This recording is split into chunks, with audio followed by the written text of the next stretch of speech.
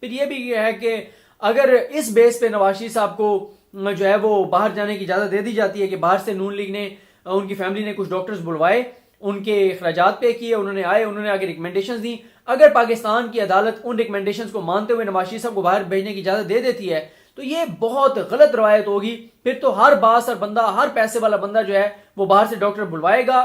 اور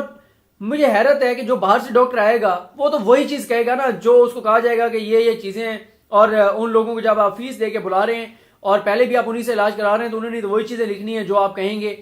تو یہ بڑی غلط روایت ہوگی. پھر تو ہر بندہ کہے گا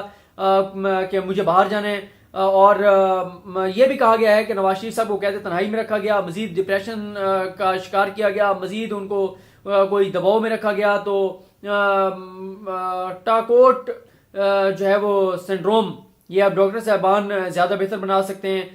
کہ ٹاکوٹ صوبو جو ہے وہ سنڈروم لکھا ہوا ہے, TAKOT اور SOBO شاید یہی لکھا ہوا تھا. اب یہ ڈاکٹر صاحبان بتا سکتے ہیں کہ یہ سنڈروم کیا ہے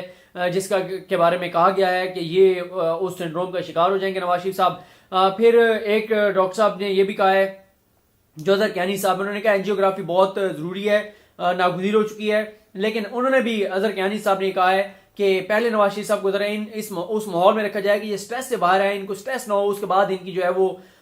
NGO جو ہے وہ کی جائے. ہارون جاوید صاحب, ڈاکٹر ہارون جاوید, انہوں نے بھی کچھ چیزیں ریکمینڈ کی ہیں. ایک ڈاکٹر صاحب نے تو یہ یہاں تک لکھ دیا کہ اگر ان کی NGO کی گئی تو ان کے گردے خدا نخواستہ فیل ہو سکتے ہیں کیونکہ یہ CKD کرونک کڈنی ڈیزیز جو ہے اس کی 3rd سٹیج پہ ہیں. تو یہ ساری کی ساری چیزیں ہیں جو کہ میں نے آپ کو بتایا کہ نواز شریف صاحب کی میڈیکل رپورٹ میں ہیں. وہ میڈیکل رپورٹ جو ان کی ضمانت میں ایکسٹینشن کے لیے جو درخواست دی گئی ہے اس میں یہ ساری کی ساری چیزیں جو ہیں وہ لکھی گئی ہیں. یہ تھا نواز شریف صاحب کے کیس کا احوال, ان کی میڈیکل رپورٹ کا احوال. جیسا